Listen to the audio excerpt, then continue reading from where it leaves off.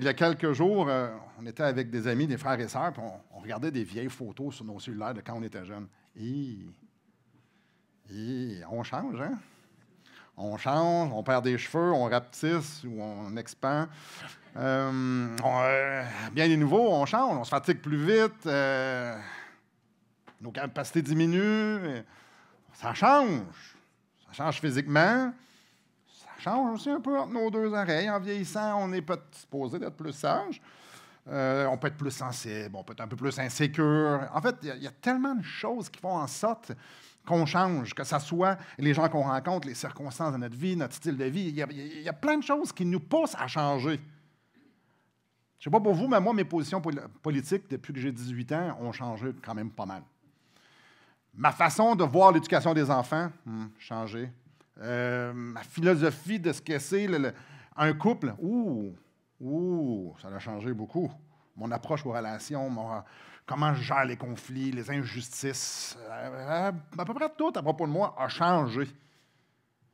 Et malheureusement, lorsqu'on pense à Dieu, souvent on va prendre les points de repère qu'on a. Alors, quand on entend que Dieu ne change pas, tantôt on l'a lu, puis je vous le relis, Jésus est le même hier, aujourd'hui et éternellement. Là, on fait comme, ouais, Jésus ne change pas, mais un peu, nous, tout change. Je vous regarde, il y en a que je connais depuis plus longtemps que d'autres, vous avez changé. Alors, quand on pense à un Dieu qui ne change pas, ouais, c'est quoi ça? C'est dur à comprendre. Ce matin, on va parler de l'immuabilité de Dieu. Qu'est-ce que c'est ça? Ça veut dire qu'il ne change pas. Dieu ne change pas. Puis mon but, là, ce matin, c'est de nous encourager. Parce que le fait que Dieu ne change pas, c'est une excellente et glorieuse nouvelle pour nous à tellement de niveaux. Et c'est ça qu'on va explorer. Venez avec moi dans Jacques au chapitre 1. Jacques au chapitre 1. La personne de Dieu ne change pas. Alors, on va garder ça simple, mais on va quand même méditer sur cette grande vérité.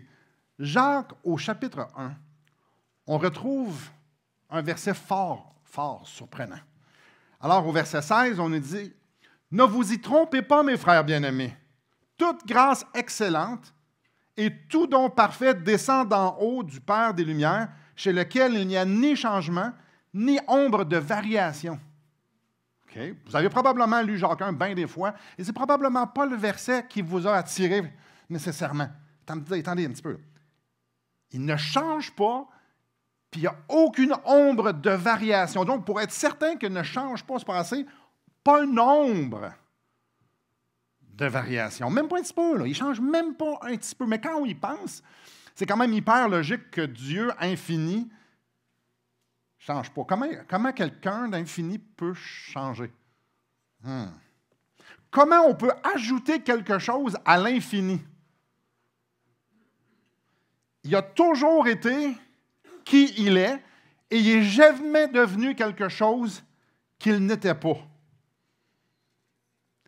Dans Malachie 3,16, il déclare « Car je suis l'Éternel et je ne change pas. » Il est éternellement parfait, alors c'est impossible pour lui de pouvoir s'améliorer.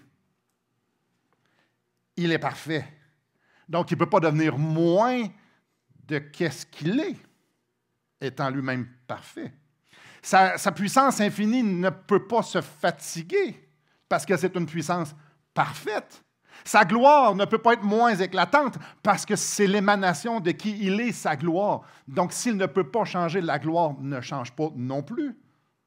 Dans 1 Jean 3,20, Dieu nous dit qu'il connaît toutes choses. Ça c'est intéressant. Il connaît toutes choses. Donc, Dieu ne peut pas rien apprendre. Il a toujours su tout à propos de tout. Ce qui implique qu'il ne réagit jamais à une nouvelle information. Jamais il réagit à une nouvelle information. Pourquoi? Parce qu'il ne reçoit jamais de nouvelles informations, parce qu'il sait toutes choses. Son éternité ne peut pas cesser, parce qu'il est éternel, et il n'a jamais commencé, parce qu'il est éternel. C'est pourquoi il dit dans Exode 3, Je suis celui qui est. Ici, il est en train de parler d'un état, d'une entièreté. Il est un tout dans un état éternel. Je suis celui qui est. Donc, le mot théologique de ça, c'est la simplicité de Dieu. Il est parfaitement un. Pas dans le sens de simpliste, dans le sens d'être entier. Dieu ne change pas. Dans 1 Jean 4,8, ça nous dit que Dieu est amour. Okay.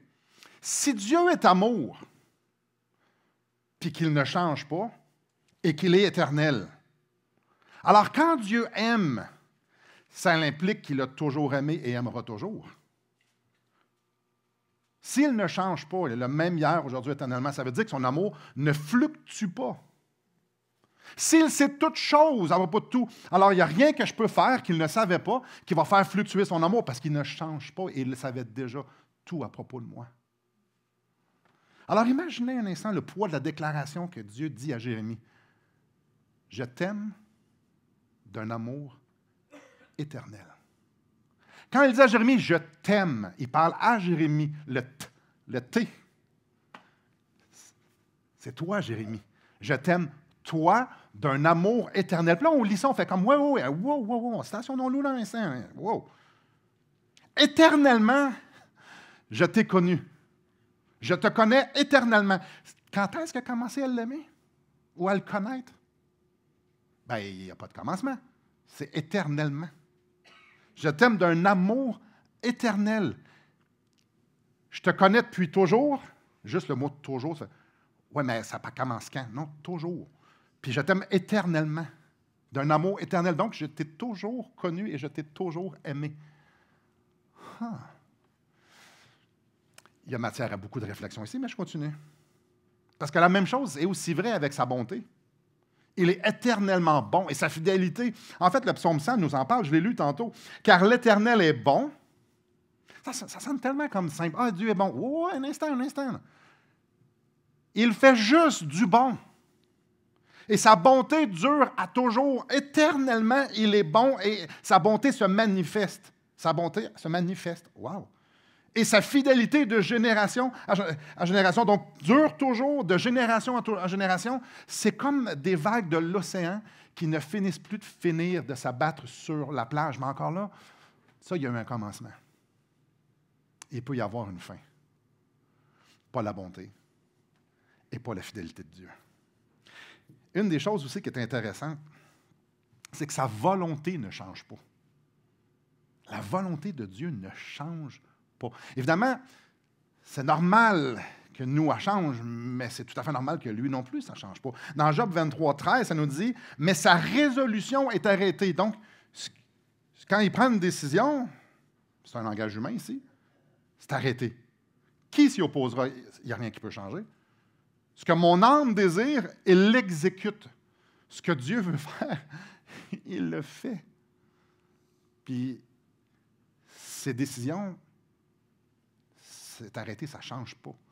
Non, si Dieu ne change pas, il ne peut pas changer de décision. Ce qui était hier, il va l'être pour l'éternité. Puis ce qu'il voulait hier, ben, c'est ce qui va arriver. Ça ne change pas. Arthur Pink, lui, a dit qu'il y a deux raisons qui causent l'homme de changer d'idée puis changer ses plans. La première, ben, c'est qu'on a une connaissance limitée. On ne sait pas ce qui va arriver. Alors, si on ne sait pas ce qui va arriver, on va recevoir de nouvelles informations qui pourraient nous faire penser à autre chose, changer d'idée. Et aussi, on a un manque de puissance. J'aimerais monter le mont Everest. C'est une petite nouvelle pour vous, là. Juste à regarder des photos, c'est essoufflant. Et manque de puissance, manque de volonté. Donc, ce que je veux, je ne suis pas capable nécessairement de le faire. Fait que nous, on change d'idée. Mais étant donné que Dieu, c'est tout, à propos de tout, depuis toujours, puis que Dieu est tout puissant, il n'y a aucune limite à sa puissance. Donc, lui, il n'est pas obligé de revenir sur ses décisions, parce qu'il est toujours capable d'accomplir ce qu'il veut, puis il sait tous les paramètres pour pouvoir prendre la bonne décision. Donc, on lit dans le psaume 33:11, « Les desseins de l'Éternel subsistent à toujours. » Donc, ses plans subsistent à toujours. Et les projets de son cœur, de génération en génération, ça l'arrive. C'est pourquoi, dans Hébreux, chapitre 6, verset 17, ça nous parle de l'immuabilité de sa résolution. L'immuabilité, ça veut dire que ses résolutions, ce qu'il décide, ça ne change pas. Dieu ne change jamais de plan. Et j'espère dans votre tête, là, vous êtes en train de dire, il me semble que ça va vite un matin, vous le réécouterez. Là, on est en train de faire des liens. Là. Parce que si Dieu a toute l'information, et il l'a, il nous l'a dit qu'il l'avait, il sait tout. S'il a une sagesse infinie, ça veut dire qu'il sait toujours quoi faire avec toute l'information. Et il a toute la puissance. Donc, il a l'information, il sait quoi faire, prend des décisions, puis il a toute la puissance d'exécuter ce qu'il a décidé. Ça n'a rien qui change. Il n'y a pas, quand il prend une décision, ça ne change pas. Dieu ne change pas. Puis là, peut-être vous faites comme ceux qui connaissent un peu plus la Bible. Ouais, t'as un peu, là. T'as un peu. Puis si vous ne le savez pas où est-ce que je m'en vais, bien, je vais vous le dire. Parfait, Dieu nous le dit qu'il est le même hier, aujourd'hui et éternellement. Il nous le dit qu'il n'y a pas ombre de variation. Mais pourquoi il y a certains passages qui nous disent que Dieu se repent? Ah. Mais je vous dis, il y a aussi plein de passages qui nous disent que Dieu ne se repent pas. Oh! Est-ce que Dieu se contredit? Est-ce que la parole de Dieu se contredit? Non, pas du tout, pas du tout. Il y a moyen d'y voir clair. Et je vous donne 2 versets qui vont nous aider. Le premier, je vais vous le lire, tournez pas, dans Nombre 23. Dieu n'est point un homme pour mentir, ni fils d'homme pour se repentir. Donc, Dieu n'est pas un fils des hommes, il n'est pas comme nous pour se repentir. Ce qu'il a dit, ne le fera-t-il pas? Autrement dit, ce qu'il dit, il va le faire. Ce qu'il a déclaré, ne l'exécutera-t-il pas? Donc, il dit, il le fait, il le déclare, ça va arriver. Okay? Il n'est pas un homme pour se repentir. Okay. Deuxième verset. Dans 1 Samuel, chapitre 15. Celui qui est la force d'Israël ne ment point et ne se repent pas, car il n'est pas un homme pour se repentir. La clé est ici. Dieu n'est pas un homme pour se repentir.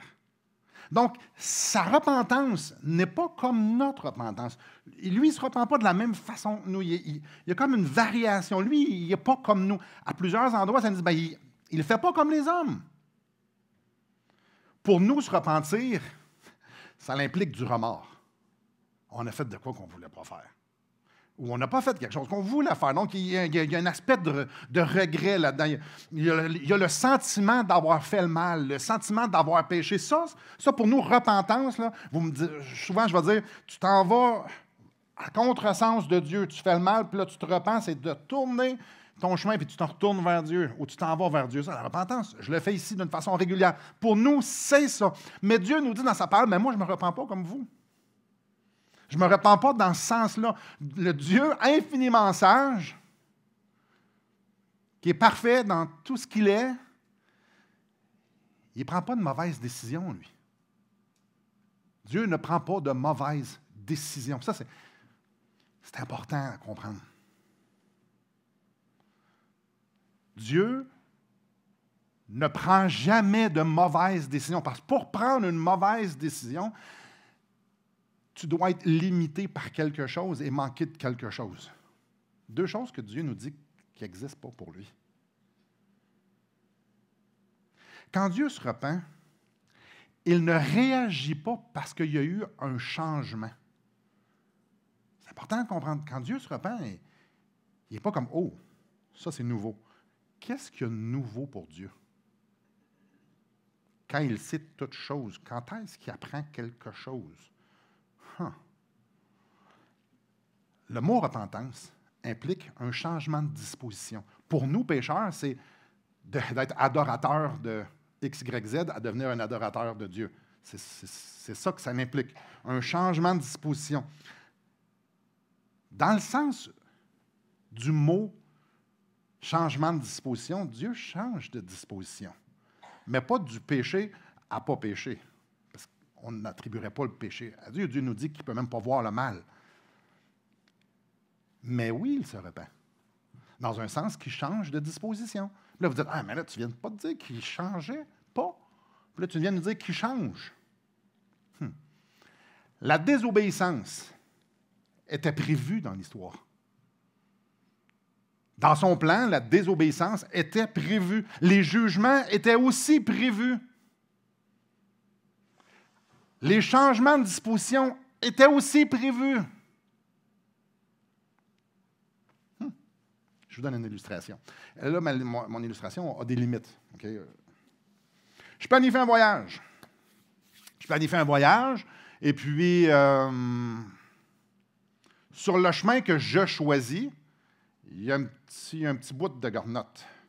Là, ceux qui nous écoutent en Afrique et en Europe, une route de terre. On le sait, c'est pas super confortable. J'ai choisi la route.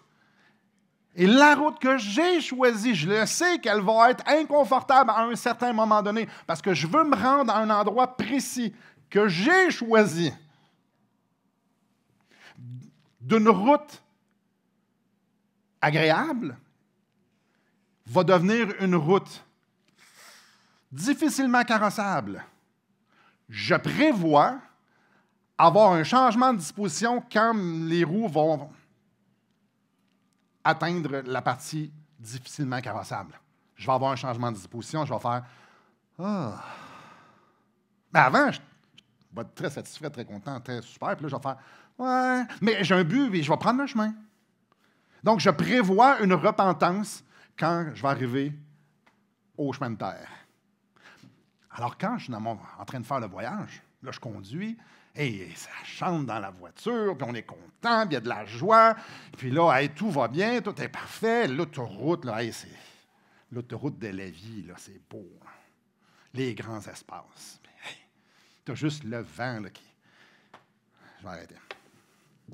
Et à un certain moment donné, comme prévu, on arrive sur un chemin de terre.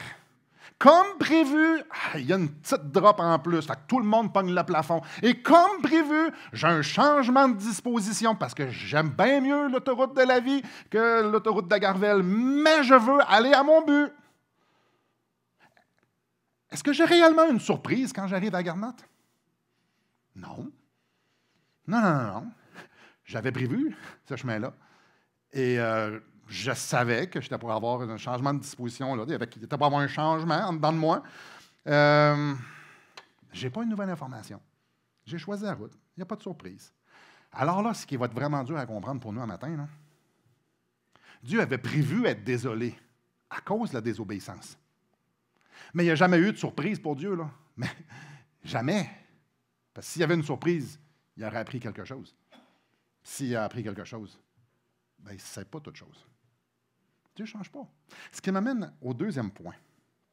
Et lors du deuxième point, j'aimerais ça apporter la croix dans ce sujet-là.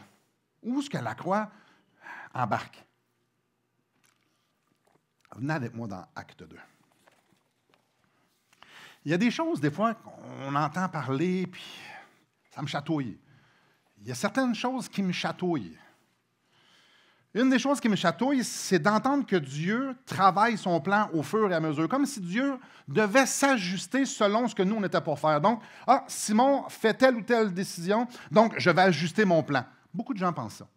Beaucoup de gens pensent que Dieu est toujours en réaction à nos actions. Donc, Dieu est toujours en train d'apprendre de la nouvelle information et il s'ajuste en conséquence. Dis de même, ça ne sonne pas bien, hein? Exemple. Adam, dans le jardin. Il l'a là. Ben non. Il a pris le fruit. Ben non. Bon, il faut que je trouve quelque chose. Là, lui, il a tout gâché la patente. Là. Le but, c'était le jardin d'Éden. Puis là, faut que je trouve quelque chose. Vraiment? Le déluge. Hey, le monde là, sont tournés vers le mal. Ça n'a pas de sens. Là, regarde, je suis tanné. Je suis tanné. On va envoyer un petit peu de pluie, puis on va régler le problème. Je vais leur montrer c'est qui le boss. Ou encore la loi. Et je leur donne une loi à faire. Hey, ils ne la font pas. OK, ils ne sont pas capables de la faire. OK, bien, on va rajouter des sacrifices, comme ça va fonctionner. Non, ils sont religieux. Bon, On fait quoi avec ça? On fait quoi avec ça? J'ai envoyé des prophètes. Eh non, ils les écoutent pas. Oh là là, on fait quoi avec ça? Je pense que Jésus, il va falloir que tu y ailles, là. Sérieux?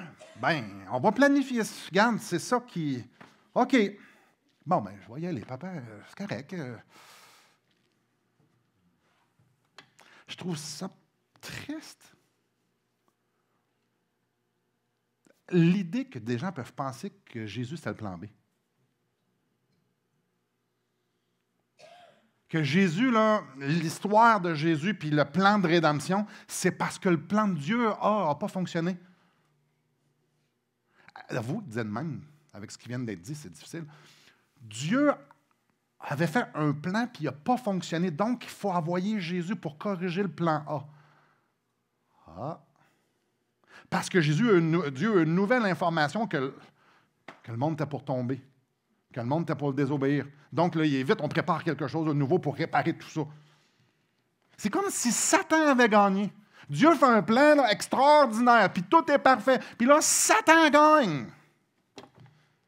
Satan gagne. Mon plan n'est pas bon.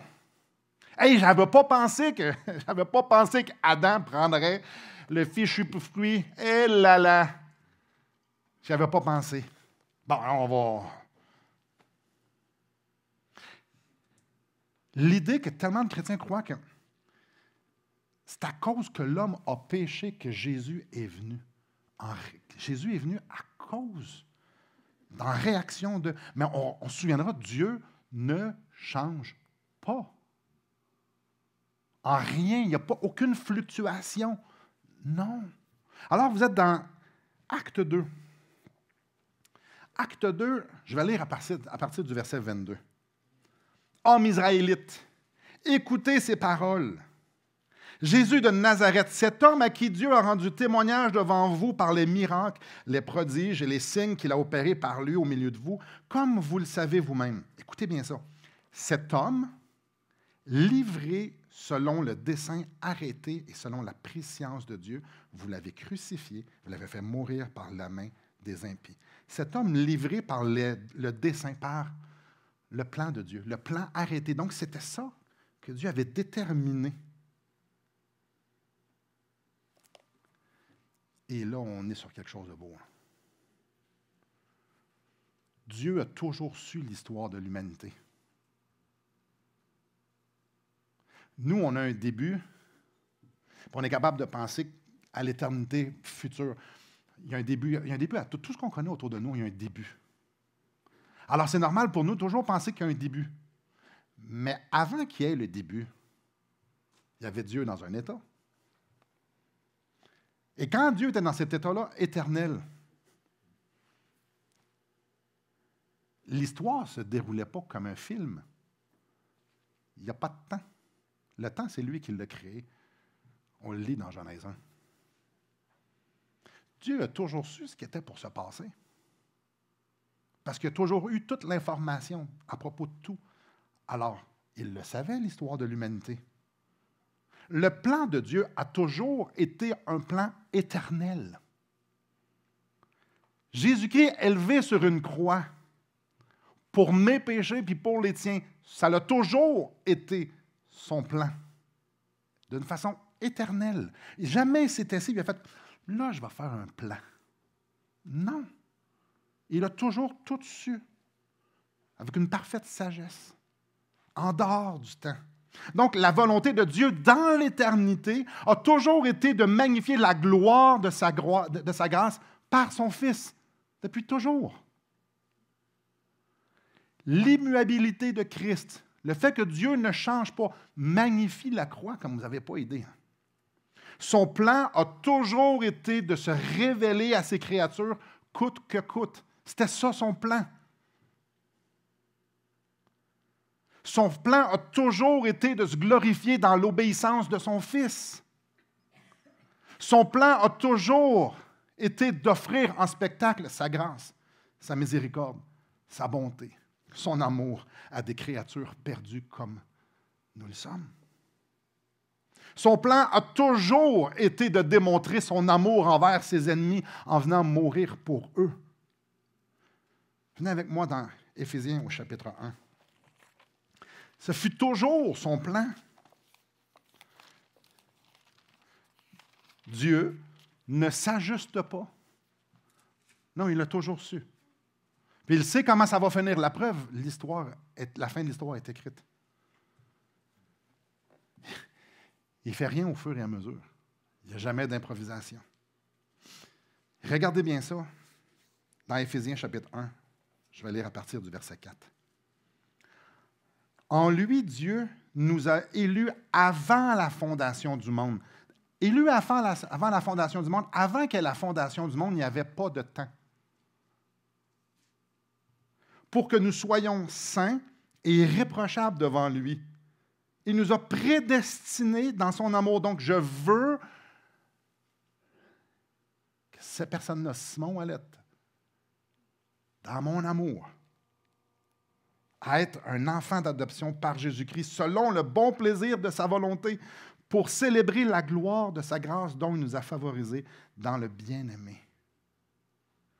Il n'y a pas d'improvisation avant la fondation du monde, dans l'éternité passée, peu importe comment longue c'est, parce qu'il n'y a pas de début à ça. Dieu m'aimait d'un amour éternel. Wow! Wow!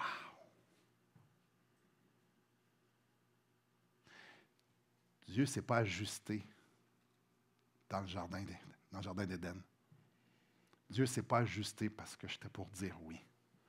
Dieu m'a aimé en Christ depuis toujours. Puis ça, nos cerveaux doivent faire. Aïe, aïe. Dieu n'est pas en réaction à nos actions.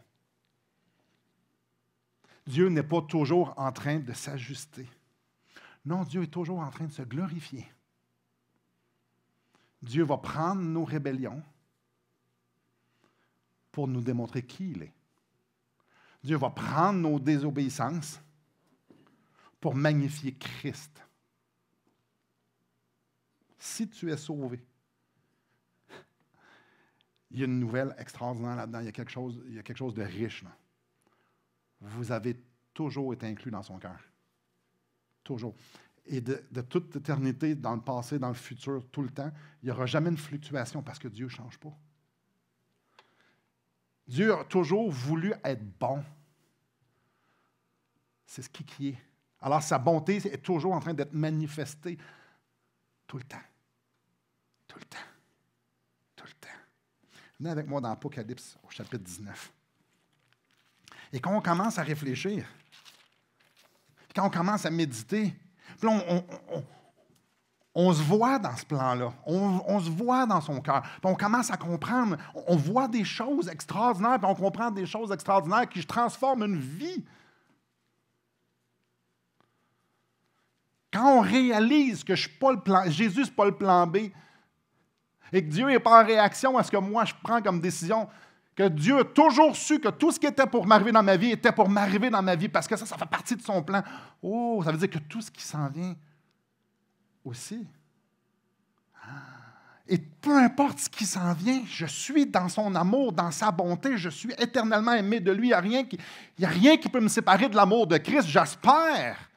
Parce que depuis l'éternité passée, puis là, je sais pour nous, il y a un début à ça, mais il n'y en a pas.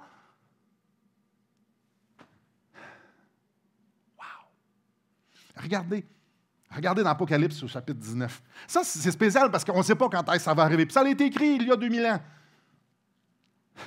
Mais on le sait que ça va arriver parce que toutes les prophéties qui sont dans la Bible s'accomplissent. Donc, imaginez, ça s'accomplit. Jésus s'est fait arracher la barbe. Oui, c'était prophétisé qu'il se ferait arracher la barbe. Dans les moindres détails. C'est normal, Dieu sait tout. Satan ne gagne pas à la fin, savez-vous ça? Puis Satan n'a jamais gagné. Savez-vous ça? Plutôt, Satan est utilisé par Dieu pour magnifier Christ. Oh, que c'est important de comprendre ça. Regardez bien ce qu'on va voir, ce qu'on va expérimenter à la fin, Apocalypse chapitre 19. C'est ça le plan de match.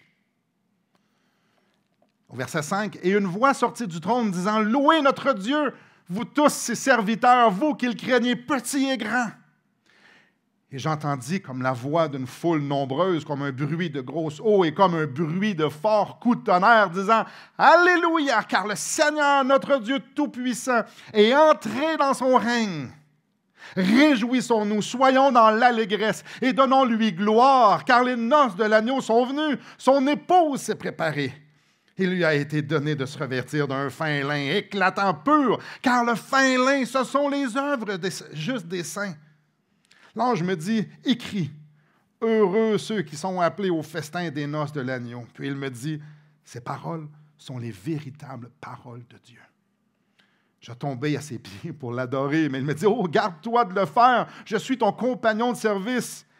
Et celui de tes frères qui ont le témoignage de Jésus, adore Dieu, car le témoignage de Jésus est l'esprit de la prophétie.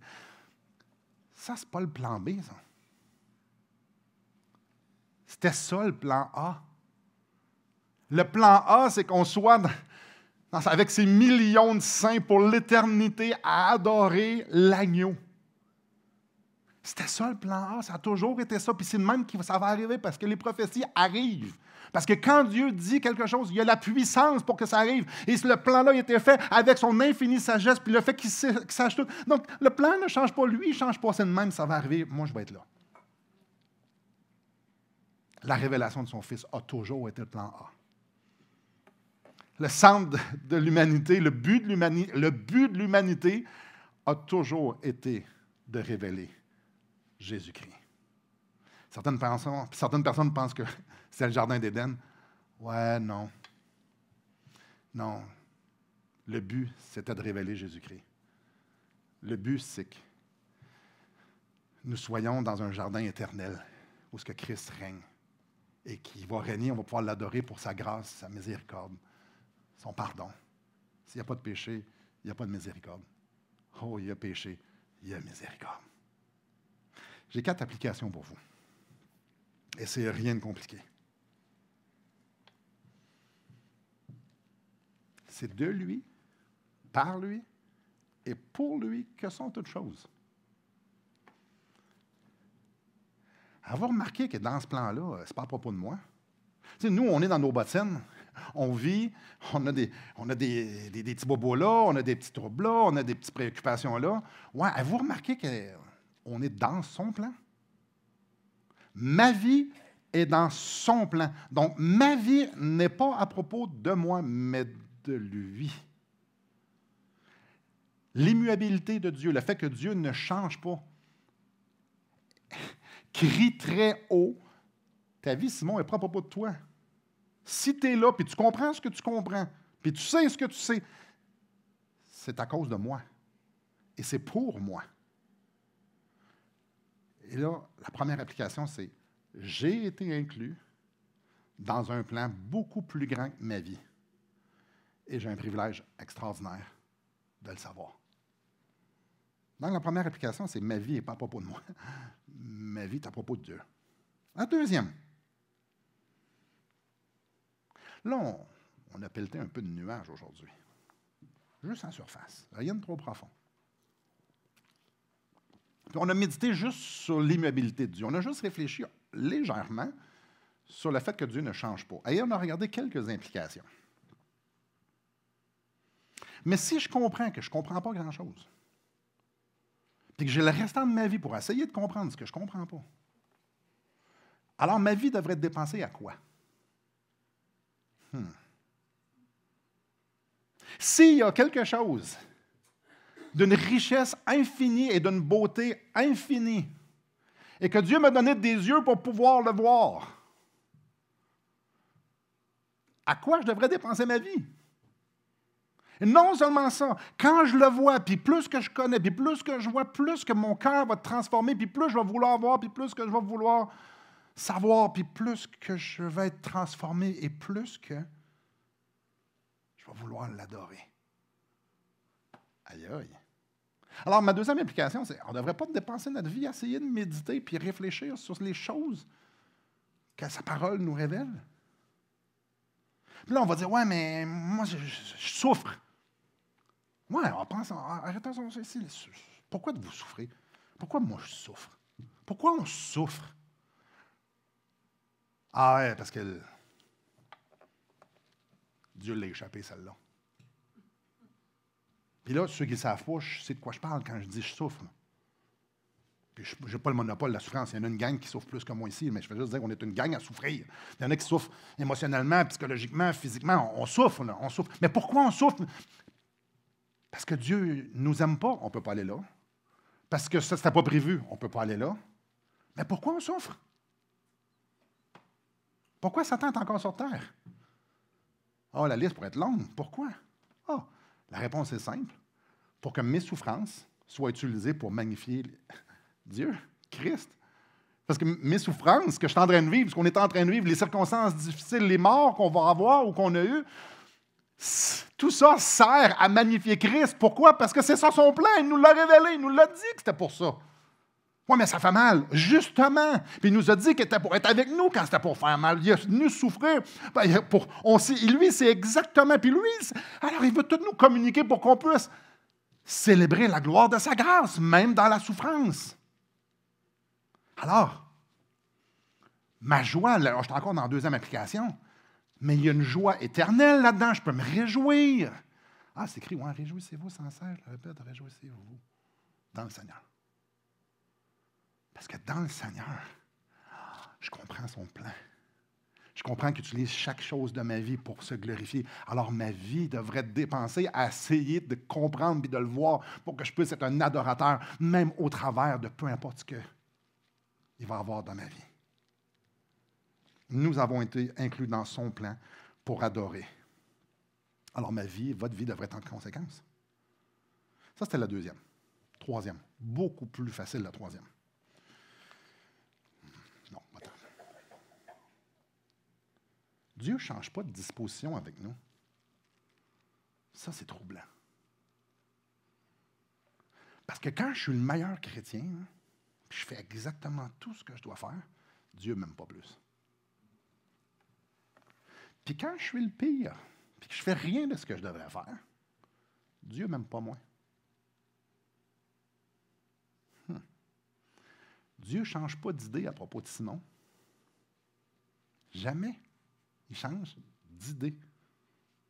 Alors, ce qu'il promet d'être pour moi, ça ne change pas. Dieu est toujours celui qui me promet d'être. Mon Dieu, mon Sauveur, mon Rédempteur. Celui qui va me ramener quand je vais faire, oh, ben, si je décide de faire, hey, je suis sur la grâce, je peux faire ce que je veux, non, je n'ai rien compris de qui il était, il va venir. Mais plutôt à la place de penser que s'il ne peut pas changer envers moi, donc je peux faire que je veux,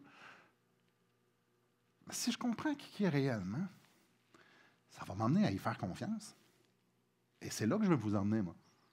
Si Dieu est réellement qui il dit qu'il est et il l'est, et je suis réellement qui il dit que je suis et je le suis, je peux lui faire confiance.